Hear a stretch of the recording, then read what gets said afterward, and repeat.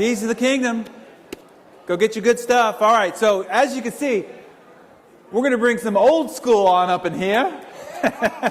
And of course, you know I'm talking about the man who has written the international runaway bestseller, Rich Dad, Poor Dad, Mr. Robert Kiyosaki, which has held the New York Times bestseller list for 6 years running. And I am proud to say that the very first issue of Success Magazine that we released back on the newsstand had he and his pretty wife's face on the cover. Please help me welcome to the stage, Robert Kiyosaki.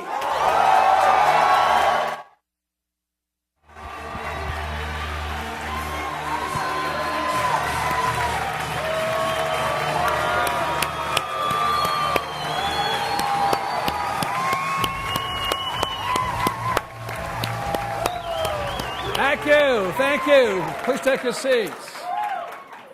What a great, unbelievable crowd here. Let me see a show of hands. How many people have read Rich Dad, Poor Dad? Thank you. Who has not yet read the book? Okay, good. There's a few more customers out there. I got a little worried at times. And how many people have read The Business of the 21st Century? Very good. And who has not yet read this book? Please do. So thank you very much. First of all, thank you for your time. You guys have been unbelievable. I've been standing in the back watching and going, holy mackerel. You know, you guys are the revolution. And when I talked to BK, I mean, I had no idea how big it was. So congratulations. You guys are in the right spot, the right organization, and really congratulations. I can honestly say to you, because I've known BK for years, I've watched him kind of grow up a lot, you know, because all entrepreneurs go up and down and all this, and I've had my share of ups and downs. But I've watched him mature, become a great entrepreneur, great businessman, great leader, but this is a home run. So,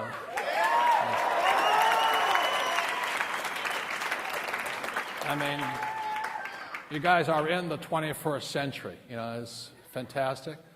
And I will say this to you. Today, you will find out from me in the next about 30 minutes that all of you have the opportunity to be richer than you've ever dreamed possible. So, you're in the right place, at the right time, with the right organization. So congratulations. Okay, for those who have not either read Rich Dad, Poor Dad or The Business of the 21st Century, let's give a little bit of my background. My name is Robert Kiyosaki. It sounds like Kawasaki. I wish it was Kawasaki. I'd be some worthless playboy in Tokyo, you know, spending daddy's money. But I'm fourth generation Japanese American, which means I don't speak Japanese. So please don't come up and practice on me. Anyway, so I was born in Hawaii, and my father, the story of Rich Dad, Poor Dad, the true story, my dad, my real dad, was the head of education for the state. Very good man. For a Japanese, he was fairly tall. He was 6'4". I'm the smallest in my family. And my dad was a PhD. He graduated from university in less than 2 years and went on to Stanford, Northwestern, and University of Chicago. But I call him my poor dad very simply because he was a hard-working man, but no matter how hard he worked, he never got ahead. How many people have parents like that? Yeah. And one of the reasons for that is because our schools have no financial education. Our schools just tell you to go to school and work for money. So you work for guys like me. Okay.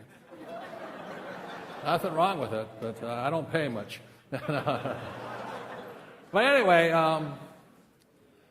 that was my poor dad. My rich dad was my best friend's father, and we lived in a little town called Hilo, Hawaii, and there was not much to do there. So starting at the age of 9, I used to go to my rich dad's office, and he would teach me about business. And so what you guys are doing here is not much different than what I was doing. I want to hang out with people who know where they're going.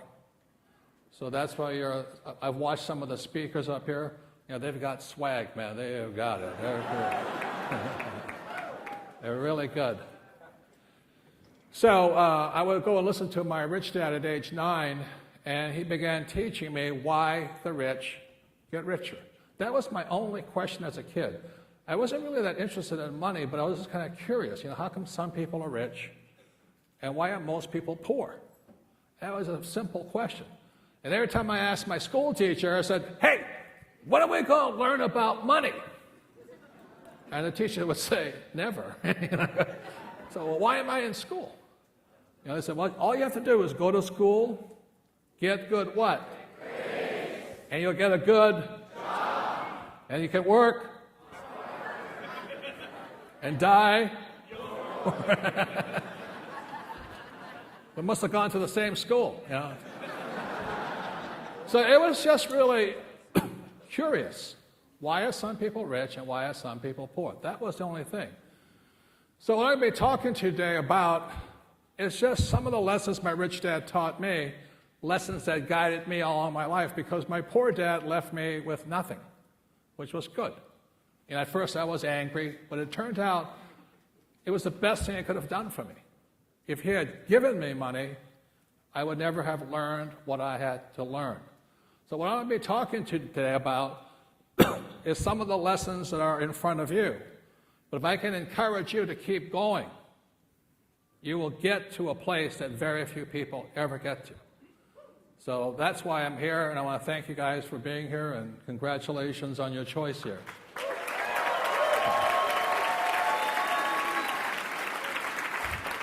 So I'm going to talk about where you guys are at, or where we're all at today. My second book was a book called The Cash Flow Quadrant. Anybody have a chance to read that one? I think it's possibly my most important book because it gives people a chance to figure out where they are. So when I was about 9 or 10 years old, my rich dad would just simply draw this diagram here, and he would say E, S, B, I. And what he was saying was that in the world of business, there are 4 different types of people. E stands for employee, S stands for small business, self-employed, or specialists like doctors and lawyers. B stands for big business, 500 employees or more. And I stands for investor. And when I talk about investor, I don't mean a passive investor. I don't mean one of these guys with a 401k full of junk. You know, I'm talking about active investors. Most of these guys here are passive. So the reason where you're sitting today, for somebody who's maybe your first time been to an event like this, is that when you say to a child, go to school and get a job, they're being brainwashed or programmed to be an employee. So when I was 9 years old, and when I understood this, every time the teacher said to me, he says, you know, Robert, because I was having trouble in school, here's my old man, the head of a school system, and I'm flunking out, you know, having a bad time. He said, but Robert, you're flunking out. I said, yeah. You know what I flunked out on? Writing. And today my book has sold more books than most people will ever see, you know.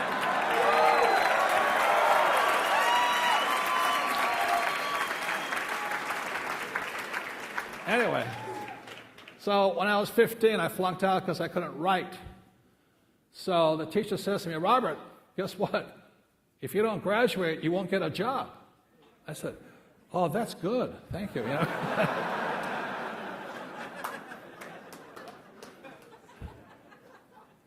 And then my mother, my poor mom, you know, she comes up and says, you know, Robert, please, please. She wanted me to become, my mother was a nurse, and she wanted me to become a doctor, medical doctor. I said, Mom, there's only one problem with me being a doctor. She goes, what's that?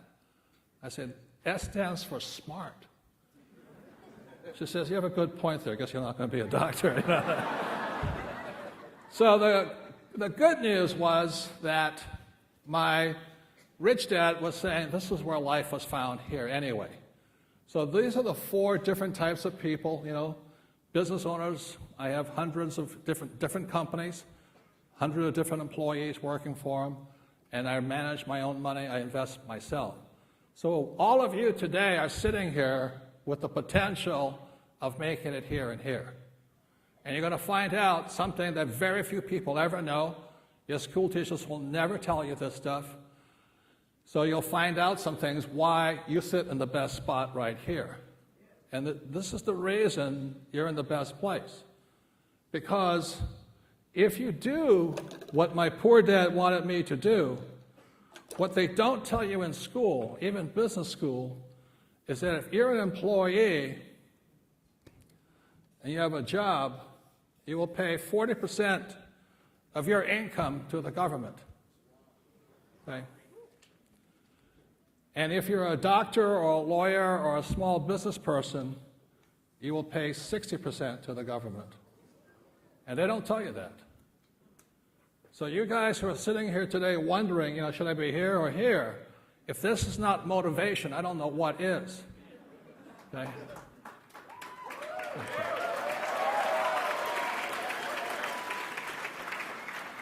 Worst of all, if you live in the Communist Republic of California,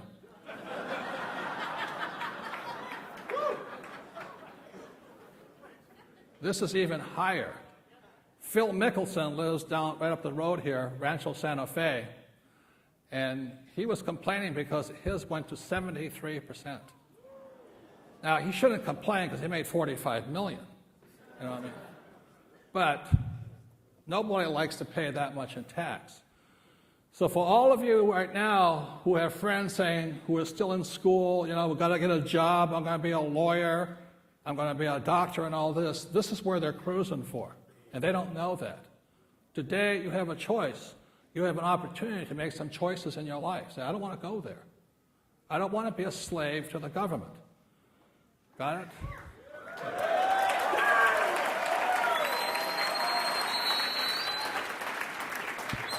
Now, I know there are some communists out there who are saying, well, these guys are cheats.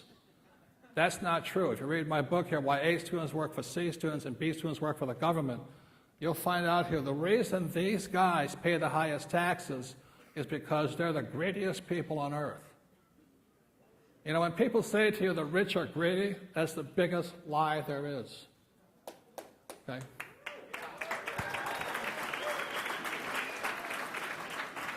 So what I cover in my book, Why A Students, is to be over here, you have to be very generous to get those tax breaks. The reason I have tax breaks over here is because I don't have a job, I create jobs.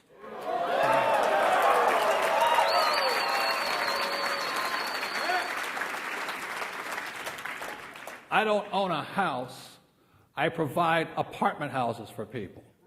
Okay? And I don't drive my car with burning gas, I provide oil for people. So, what I'm saying to you, ladies and gentlemen, in this young revolution here, you have a chance to come here and here. If you can make your money here and leverage it into this here, you'll be wealthier beyond your wildest dreams. Okay.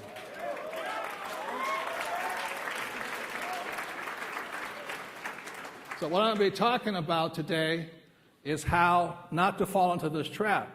So how many people have friends who are still in school hoping to find a high-paying job? You know what they are? Losers. You know what I mean? Give me a break here.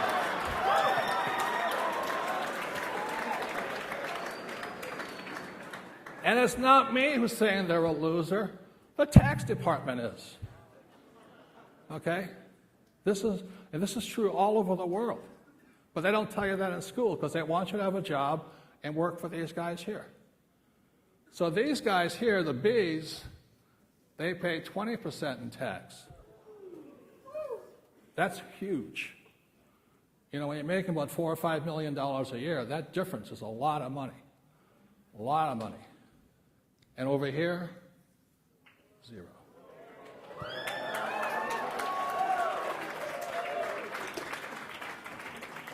So the thing is, you all have this opportunity right now. I covered a little bit in this book here, and I'm not trying to pump the book, but I'm trying to say you're in the right spot. But you have to keep your mind open, understand what's going on here, because look, the reason these guys get the big breaks is these guys don't have the guts to come over here.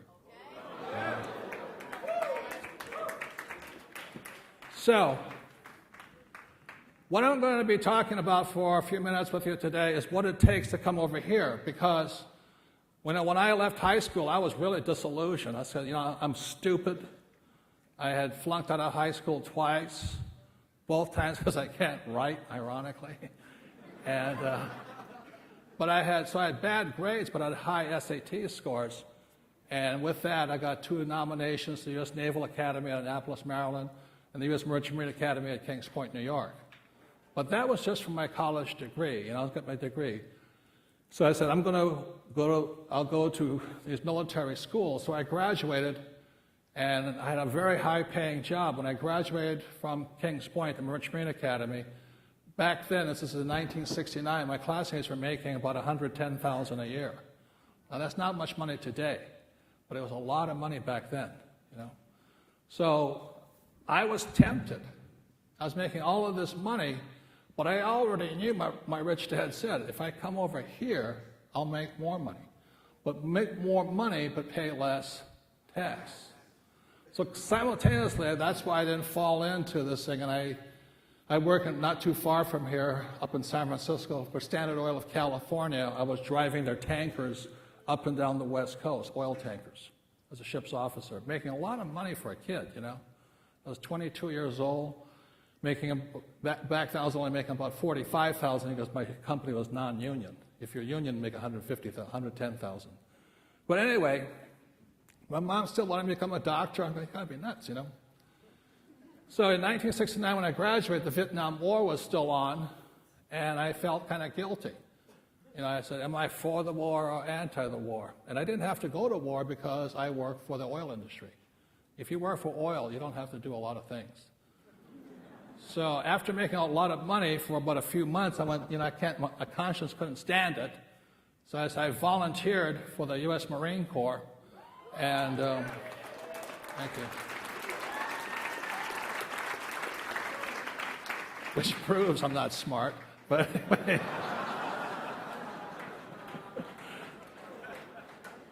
And then I went to flight school in Pensacola, Florida, and the war was winding down. It took me about 2 years to get my wings. And I said, what's the fastest way to Vietnam? I'm sitting in Florida, and they said, you can fly jets, you can fly this, you can fly transports. I said, what's the fastest way to Vietnam? Because I was afraid I was going to miss it. And they said, helicopter gunships. I said, oh, why? He says, you're an idiot, because they're dying. That's why. We had the highest death rates going. 30 days, we were dead. So I said, sounds good to me, So from Florida, they shipped me straight up the street up here to Camp Pendleton, California. And I spent the next year in Camp Pendleton. I was flying gunships, going in and out, up and down the mountains here. All the hippies hated me, but screw them. I was just flying around the place.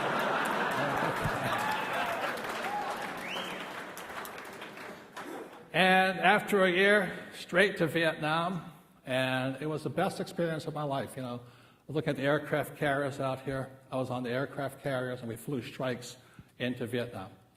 And I went down 3 times, and I tell you what, you don't need coffee for a while. But it was, I didn't come back all screwed up. I came back effed up, I was like.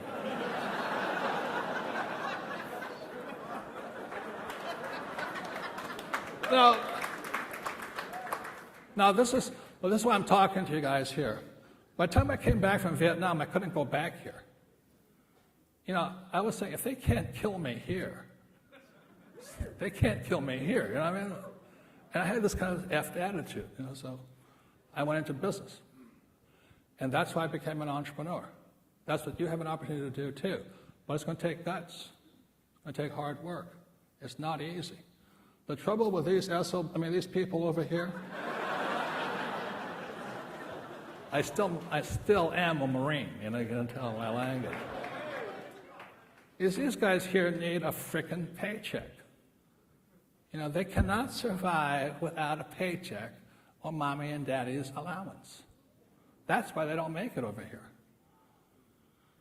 So the challenge for all of you, you sit on the biggest opportunity possibly in a life. I mean, BK has produced one of the best companies I've ever seen.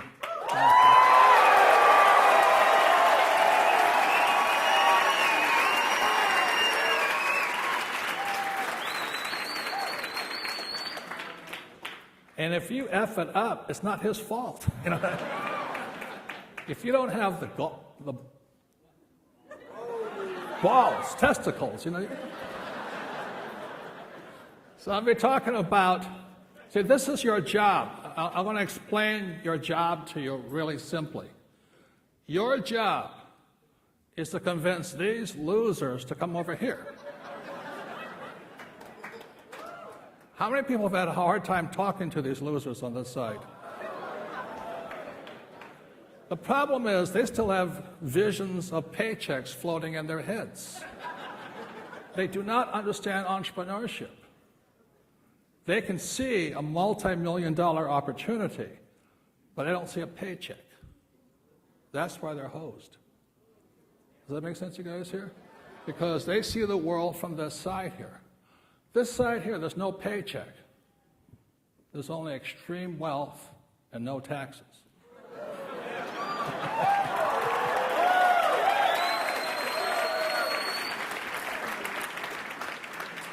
Another thing I thought was really funny this past election, I'm not political. You know, I didn't care if Romney won, I didn't care Obama won, I don't care. Because it doesn't make any difference. Because these guys run the show anyway. Right?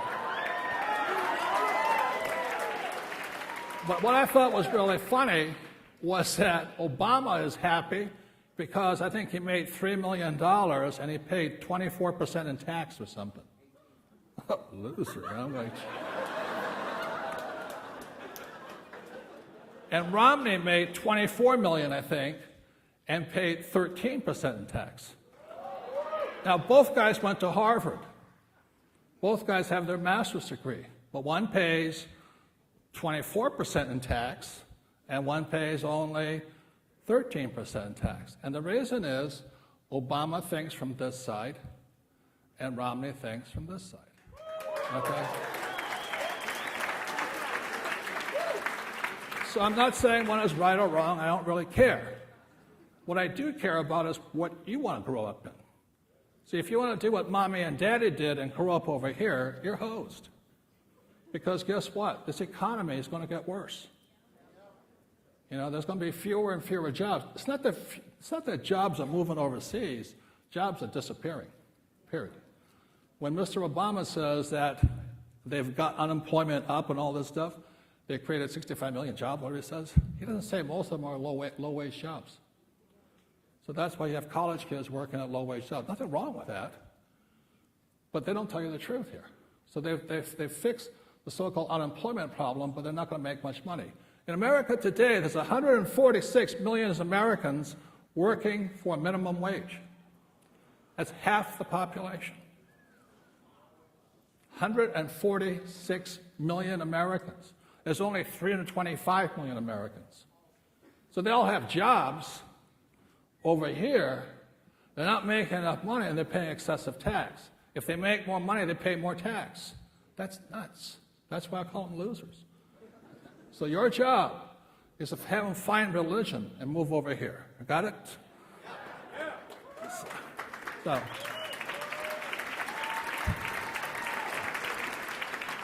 So I'm going to talk about four things, four lessons I've learned along the way. Just four, okay? And hopefully they'll guide you over to the other side, or you can help others guide over to the other side. Lesson number one. The word is fail, okay? Most people on this side are taught that to fail is bad. That's why they're losers. Look, If you don't make mistakes, you don't learn. If you don't fail, you don't succeed. So in school, they're still teaching kids, don't make mistakes. You know how stupid that is? How do you learn if you don't make a mistake? And the more mistakes you make, the smarter you get. And the reason I know that very well is my poor dad, great man, like I said, PhD, which stood for poor, helpless, and desperate. But anyway, my dad's over there. He is so terrified of making a mistake.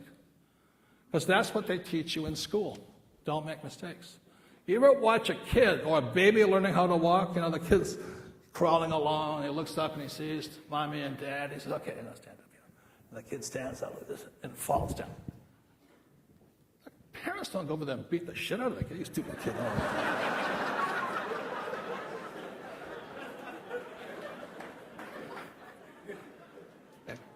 What does the kid do? He goes, oh, I screwed up. I think I'll try it again. You know, the kid drooling. The Pampers are loaded. You know, like this. Boom, falls down. He doesn't go, oh, I'm a failure. They teach you that in school, though. See?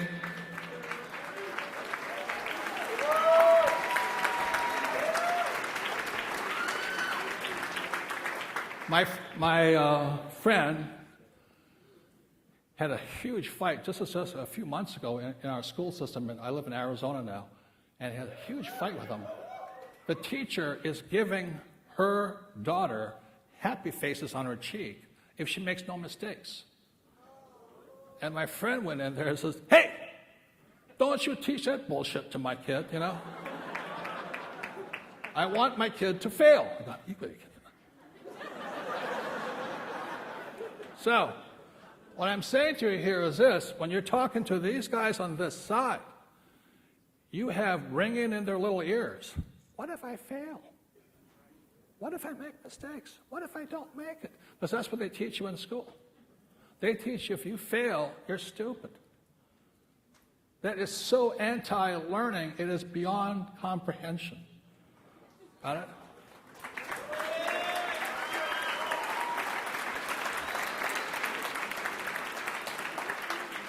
When I was in flight school up here at Camp Pendleton, we used to fly, and I thought I was a pretty good pilot, but every single day. We had a minimum of 4 emergencies. It killed the engine, do this, do that. We practiced failing more than we did flying. That's why we came back alive.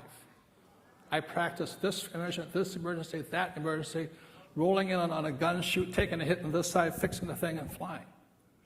You know that guy Sullenberg, who was U.S. Air, he leaped off of LaGuardia or Kennedy, wherever he is, and the engine quit, he went straight into the water. That's all they train us to do. They train pilots by teaching us how to fail. Our school system teaches you not to fail. And that's why you have so many people come into you, and they want to go onto your side, but they're afraid of failing. That's the problem. You got to talk to them. The other part is, so this is the lesson. You got to teach them to fail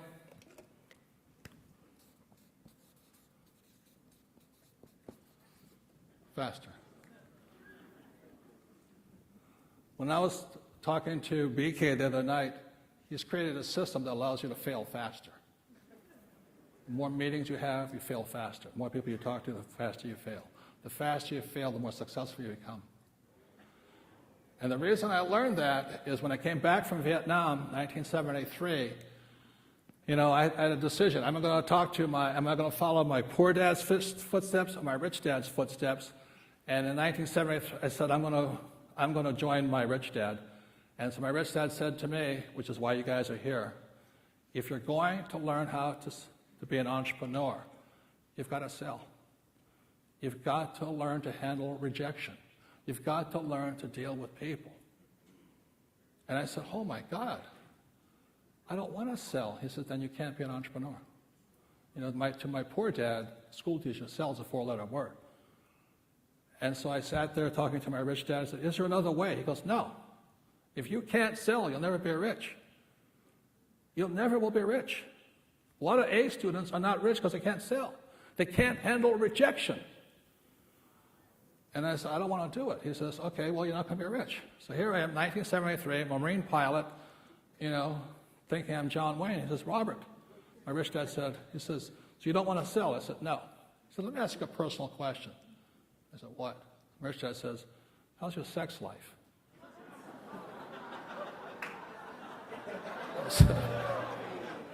I said, pretty bad. He says, because you can't sell.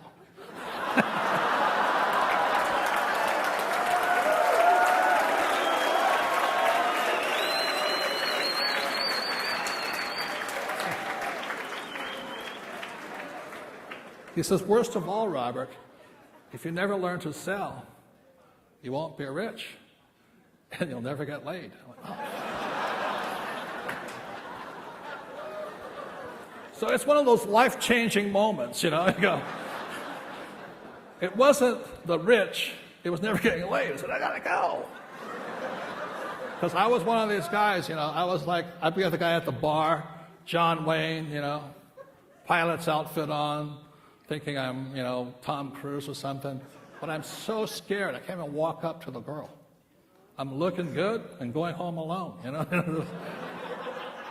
So with that, my rich dad says, go learn to sell. So I said, okay. So that's why I got out of the Marine Corps in '74, and I got hired by two companies, IBM and Xerox. And both had sales training programs. I took Xerox. And so I went to Xerox, I went to the best sales school in Virginia, and all this, to bring it back to Hawaii, and I started to fail. And I failed because I'm still too afraid. And I fail. So they sent me back to school again. More training, but I still fail because I'm still too afraid.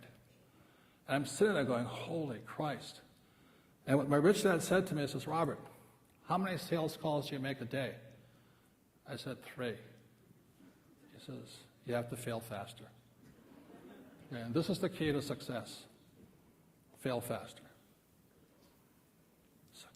So he said to me, he says, you've got to get your sales calls up to at least 30 a day. He says, you're 30. I said, how am I going to do that? He says, think, go ahead. So I went to work for a nonprofit at night. So I'd work for Xerox and I'd make maybe 3 sales calls a day. And at night, from 7 to 10, I would sit there dialing for dollars. So somebody told me they worked for a phone bank and all that. It's good training. So I set a goal every night. I was going to make 30 calls a night. Now, I failed just as much. But ironically, my money went up. I started doing better at work, at Xerox. So the more you fail, the more successful you become. Everybody got that? Hello? So turn to your partner and say, fail faster.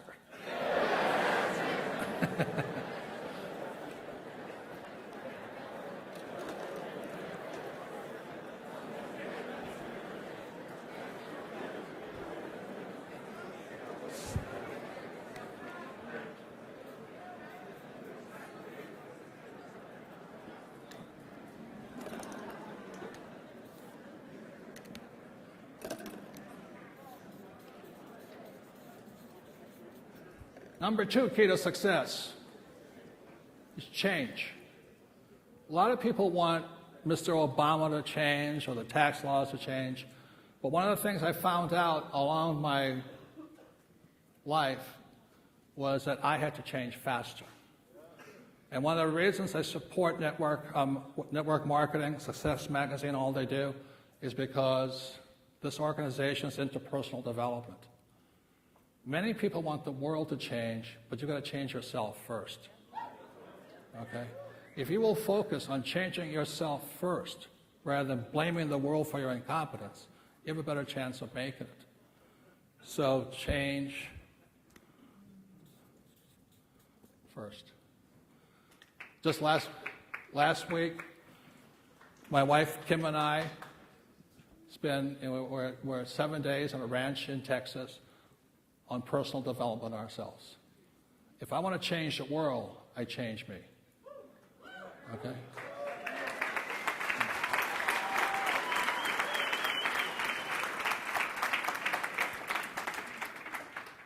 So the third thing, and that's why when I came back from Vietnam, I got into a lot of trouble.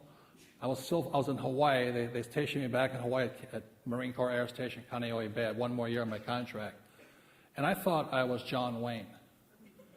And the problem I had was because I was so cocky, I got into a lot of trouble. And in my trouble, I mean, they had no sense of humor, you know what I mean?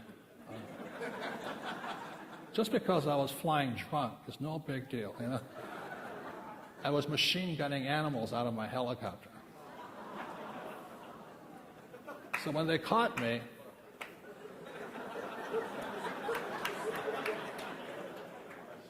I lied to them. See, there's nothing wrong with machine gunning animals out of a helicopter. Nothing wrong with flying drunk. Lying is a problem.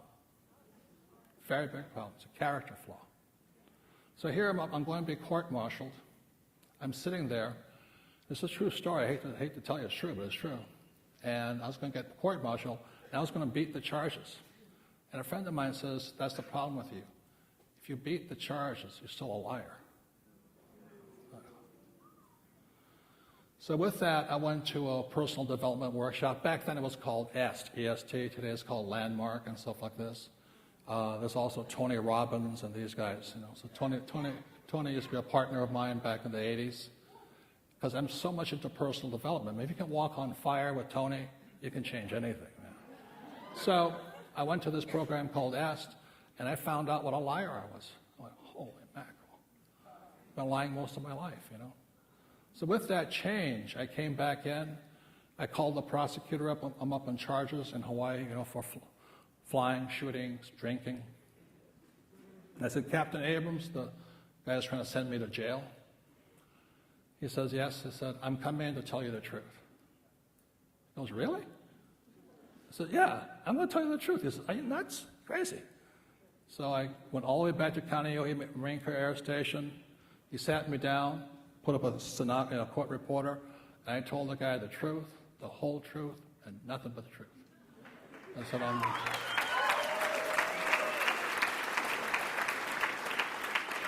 I mean, machine gunning animals was only a lightweight stuff I was doing. I was doing all kinds of other stuff.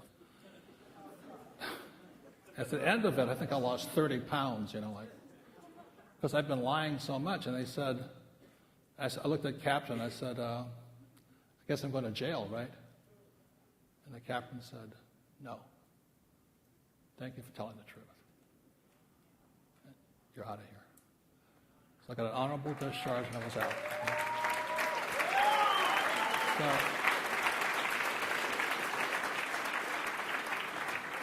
that's an example of for things to change first, I must change. And that's something I live by. So you guys are in a very important organization here because they're very much into personal development. But you have got to be willing to change. You cannot blame the system, you cannot blame them, the comp plan, the economy, the customer. It's only you. Everybody got that? Yeah. Congratulations. Number 3.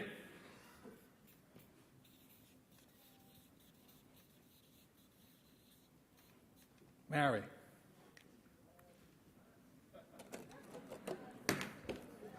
Oh.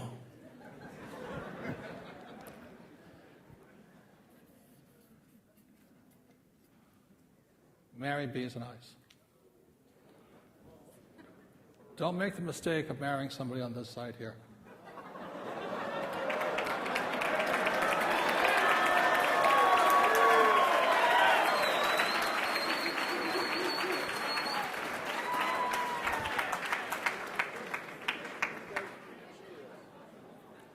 If you are successful over here and you marry somebody over here, you'll know what hell is like.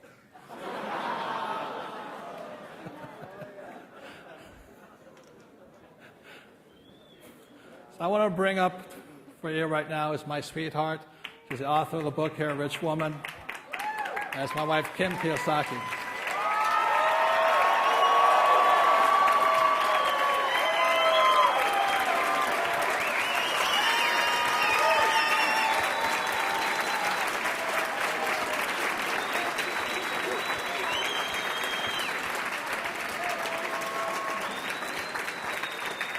Thank you.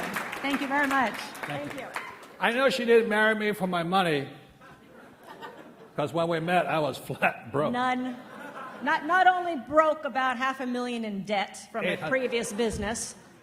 I started the nylon and Velcro surfer wallet business, and we're very successful, but the business crashed, and I was stuck with all the debt and in loans. So when I met her, I was flat broke, and I said, I'm going to follow my dreams, and I'm going to move to San Diego. So back in 1985, or four? End of 1984. We fell in love in 1984. 1985 was the worst year of our lives. But why don't you tell them about how good I became at selling and all that stuff here?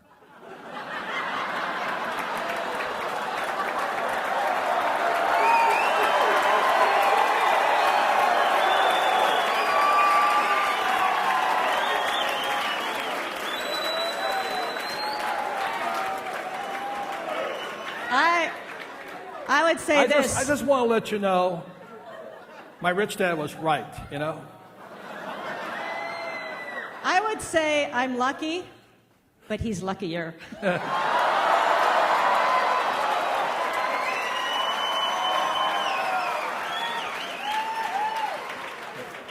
How many times did you turn me down?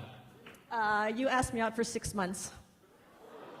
She said no for 6 frickin' months.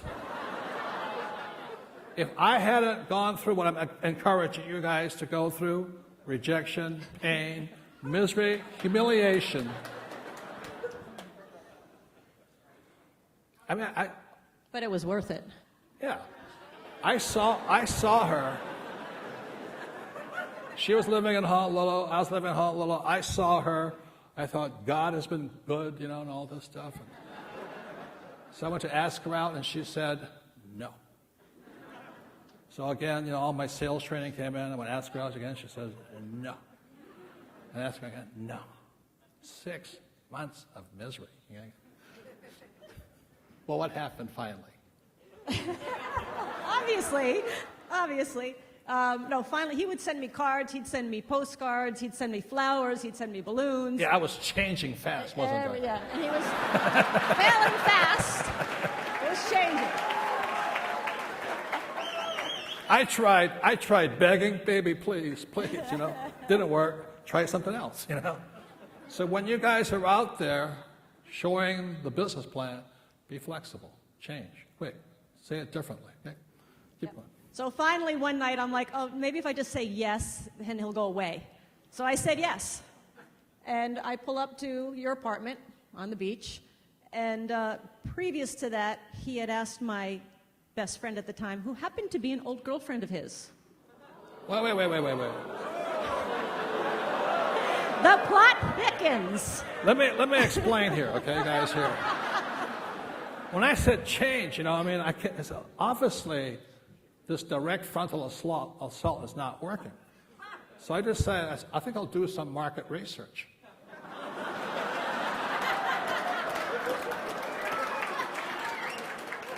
She was worth it. I went, holy mackerel. Look at those legs. I said, that's it, man. So what I did was I called around and said, her name was Kim Meyer at the time. What can you tell me about Kim Meyer? Of course, my friend said, oh, she'd never go out with you. I said, shut up, Anyway. So one day, they said, well, do you know who her best friend is? I said, no. And my friend said, she's your old girlfriend. I said, not really religious, but I dropped to my knees and said, thank you, Jesus. I appreciate this and all this stuff. So I called my old girlfriend up. And she says, you scumbag, what do you want? And she told you said, what is Kim like? And he says, oh, she walks, well, what I didn't like is in Hawaii especially, the guys would go, oh, let's go to the outer island. Okay, we're in Honolulu. Let's go to Maui. Let's go to Kauai. And we all know what that means, right? Yes. 1 hotel room. Yes. How many guys have tried that approach? So Karen says, oh, she just loves walks on the beach and champagne. That's her favorite thing. I went, all she likes is champagne and walks on the beach? I said, man, that's good. That's cheap. I can handle that.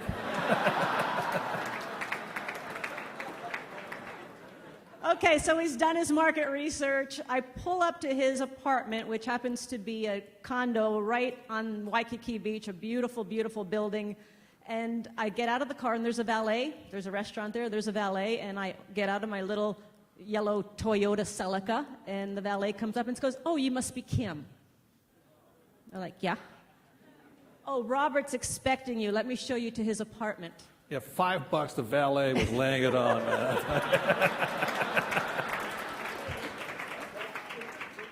So we go up to his apartment, we talk a little bit, and then we go down to the restaurant, which is the nicest restaurant in all of Waikiki, right on the beach. And we get there, and the maitre d' says, oh, Mr. Kiyosaki, we have your table right by the beach ready for you. And the champagne is chilling.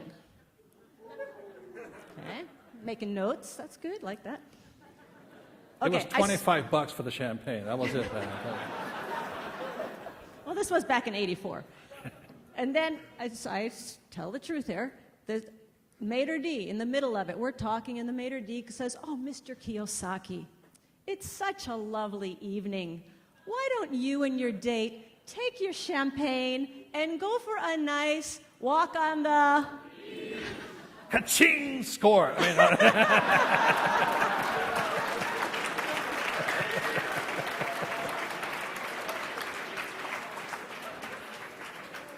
And we have been together ever since.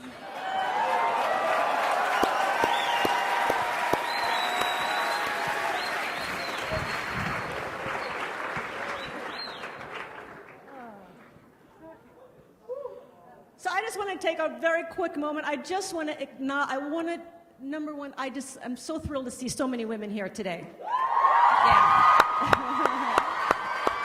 I mean, I really believe you guys can start the women's revolution, no doubt. What's that? WPR.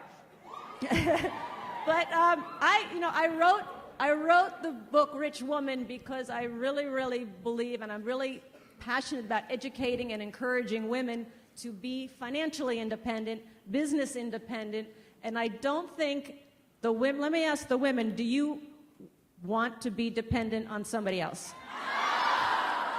Men, do you want the women dependent on you? Hey, whoa, right. We are in the right place.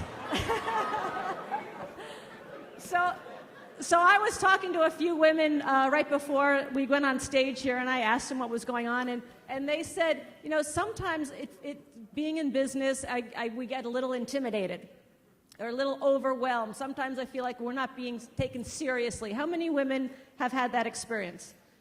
Okay, great, good. Because I just want to say, for me, you know, I started as an employee. I started in the E quadrant, and then went to, after I had I worked in an advertising agency. I got fired. I really had a hard time being told what to do. Not fired once, fired twice, by the way. And then I went into advertising sales. And this is why I love this business. This is why BK and his whole team is doing such a fantastic job, because when I went into advertising sales, I knew nothing. I had no training, no business training, no personal development training, and I had no support team. And those are the three things that you're going to get, that you're getting here now that I never had. And it really, I think this is why why there's so much success happening here, are because of those three things alone: the support system, the personal development, and the business system. So I didn't have that, and I'd go knock on doors, and I was intimidated, and I was scared, and I was frustrated, and when I got really frustrated, I'd pull out the little sex appeal card. You know what I'm talking about, women? Yeah. Oh, yeah, I'll flirt a little bit. Oh, yeah, I'll go out to lunch with you. Sure. Yet, what I found out that did for me is, well, every time I did it, I felt like crap. You know, because I was saying to myself, I have to use this crutch. I'm not strong enough to have the skills and the talent and the guts to go out and do what I need to do. And it actually made me less of who I was, not more of who I am.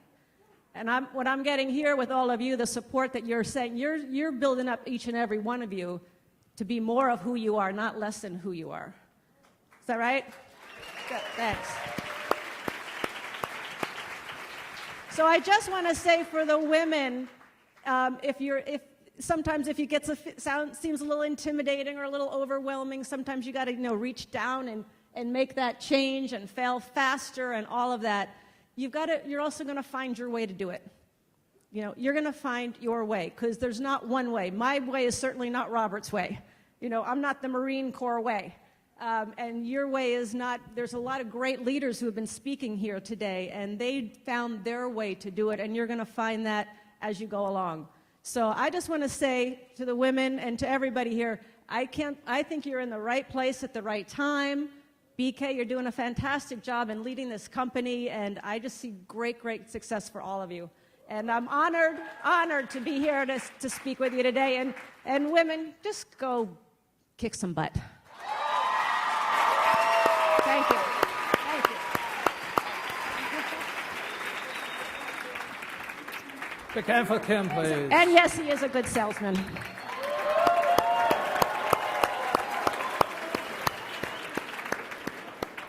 So what Kim didn't say, my first question to her is, what do you want to do with your life? And she says, I want to be an entrepreneur. And that's when I knew I had the perfect person. If she had said, I want to be a housewife, it would have been aloha. Next one. That's so much fun, because I didn't have any money when we met, because I lost my first business. But I didn't stop her. She and I moved here to San Diego with nothing. We were homeless up on Del Mar Beach for about a week. But we kept going. She didn't quit on me. And then by 1980, that was 1984, 1986, we got married, and we honeymooned right here next door to this hotel. So I love this place.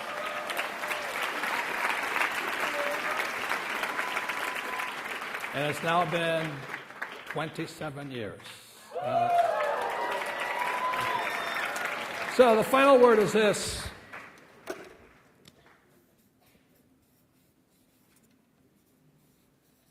Push. I'll tell you a quick story. The one thing wonderful about the Marine Corps or flying is that they teach you emergency procedure, emergency, emergency, emergency. They want you to practice fail, fail, fail, fail, fail. So it was an agreement between my co-pilot and I, Ted Green, Lieutenant Ted Green, that every day we would fail more. So while the Marine Corps required us to fail 4 times, we would fail maybe 10 times a day on our missions. So by the time we got to Vietnam, we're pretty good at failing. And so on this one day, this one mission, we're flying. We knew it was 1972. We knew we were going to lose the war. And we were fighting for a village called Quang Tri, which is just south of the demilitarized zone. And it's really crummy, because every time before the flight, I would go up on the deck and I'd ask myself, if this is the last day, if tomorrow's the last day of my life, how do I want to live it? Do I want to live it as a coward, or I'm going to kick ass tomorrow? So I go down, and then we take off. And so this one time we're flying around, the gunships go up first, then come the 46s, which are the twin rotors, and they load the troops on them. And the 46s start to lift. And it's really nervous. You can hear the da-da-da-da-da, we're taking fire from here, da-da-da-da-da. And the gunship is just flying around, because we just escort the transports in. And then the Jolly Greens come up, the big ones, the Sea Stallions, and that's when they put the bulk of the troops in there. So I'm flying around watching all this stuff. We're 27 miles out at sea off the coast of North and South Vietnam. And suddenly, out of the corner of my eye, I see this, oh, shit. Because in all the times I was practicing, this one advanced pilot, Captain Forrester, he says, when you see that thing go, stand up, bend over, and kiss your ass goodbye. You're going. You're going down. I said, I hope it's not true. But because we had practiced so much, all of a sudden the engine goes, boom, and the thing goes, shoo. So now imagine a little Huey. We have 2 machine guns on each side, 2 waist guns with a total of 6 machine guns, 36 rockets, ammo cans all over the place, and a crew of 5. So when that engine went boom, all the warning lights go on. The thing goes. Now, this is where preparation comes from. When that engine quit and the aircraft sunk, it was like, our first inclination is to pull back. As the first, pull back. Hope this is not happening. But what they trained us to do was push forward. And that split second, and I mean split second, is why I'm alive today. All those times practicing. The moment that engine quit, everything in my body screamed, pull back. But what they had trained us to do,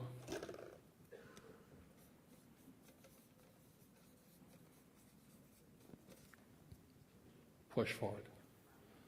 That's my way of saying is, ladies and gentlemen, when doubt and fear and wondering, am I in the right place at the right time, that's signaling you're pulling back. Always remember, push forward. Call for help, ask somebody. What they said was, engine quit, and up until that moment, they said I sounded like John Wayne. The moment the engine quit, I sounded like a soprano, you know. Hi, mayday, mayday, mayday. Going down. You know. Thought I had a sex change up there or something. But I still pushed forward. I held the thing forward. And pilots call it looking at the eyes of death, because I'm now looking straight down at the water coming up, and I'm going, jettison the guns, so they're throwing the machine guns off the side, kicking the rockets out, throwing the ammo cans out, doors are coming off, and we're coming down at high speed, and just guiding it. I'm watching, I'm marrying my needles, you know, this hole, I can see the water coming up. At the last minute, pull back. Very gently. The aircraft comes like this, straight for the water, and goes, and just glides. You know, to this day, I can still see the glide.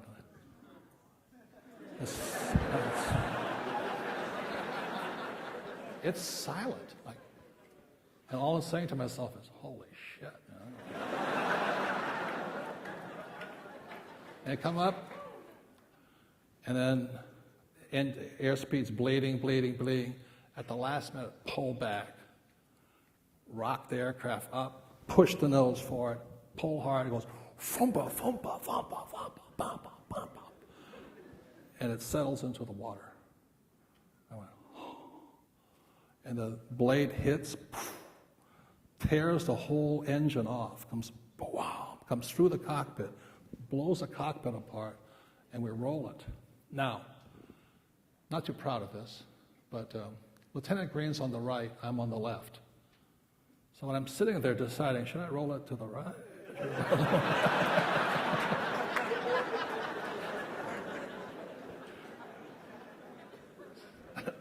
I rolled it to the right, you know. And I got out. I think I can still see the water swirling around and coming out, going, and we're going down, you know, and pop up. And I go, 1, 2, 3. So it's myself, 2 crew chiefs, 2 gunners, and 1 crew chief. And we go, holy, where's Green? Where's Green? Oh no, I killed Green. You know, and we're all like going, and the water's boiling and all this stuff. Where's Green? You know, you can't go down because the thing is sunk so far. Where's Green? All of a sudden I hear this, you.